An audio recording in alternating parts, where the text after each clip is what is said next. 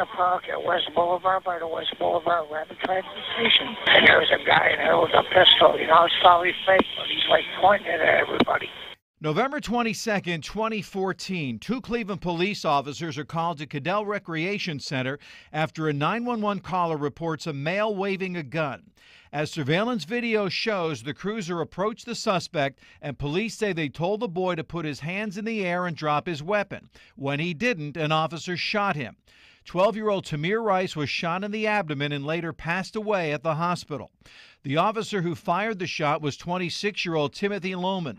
Police say the gun was later determined to be an airsoft gun that resembled a semi-automatic pistol.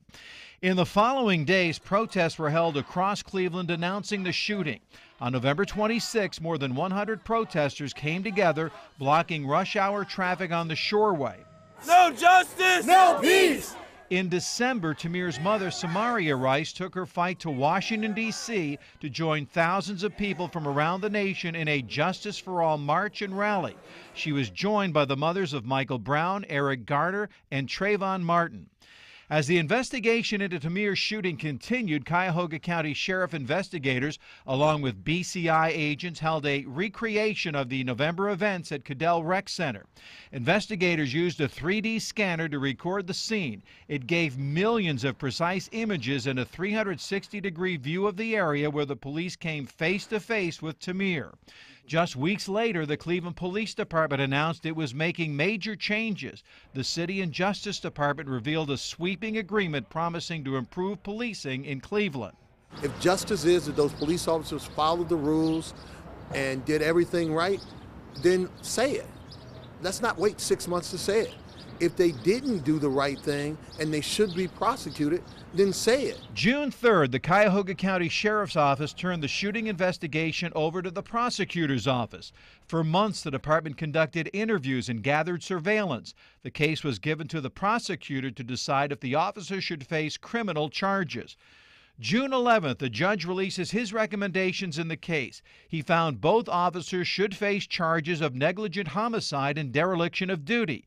He said neither officer should face an aggravated murder charge. Cuyahoga County Prosecutor Tim McGinney released a statement saying ultimately it will be a grand jury that decides on the charges. Skip ahead to October 10th. The Cuyahoga County Prosecutor's Office released a new review. An expert attorney concluded that Rice posed a threat and that the officer's use of deadly force was, quote, justified. November 4th, the Fox 8 I-Team exclusive. Prosecutors and grand jurors hearing the Tamir Rice case visited the scene of the Cadell Rec Center. 2 weeks after they were handed the case, the family of Tamir Rice continuing to call for a special prosecutor, asking for Tim McGinney to step down. November 12th, the Cuyahoga County Prosecutor's Office released another expert report they received in the Tamir Rice case. The Florida law enforcement officer and instructor said, given the circumstances, officers had no other alternative than to apply deadly force. I didn't invent any of this. We have borrowed, so to speak, from the best practices of cities across the country and learned the lessons that they have learned for us, and we're implementing them. And we will be better for it in this county. We will have less shootings. The police will be more accountable. A week later, another I-Team exclusive. Cuyahoga County Prosecutor McGinney sits down with Fox 8.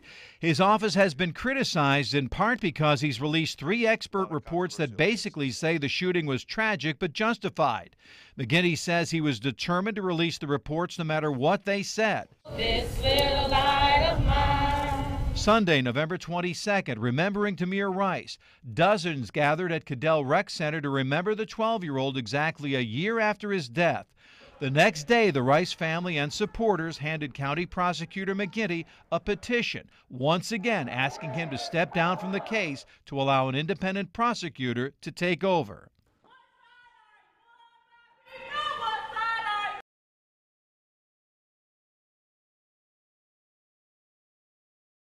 Lou Maglia.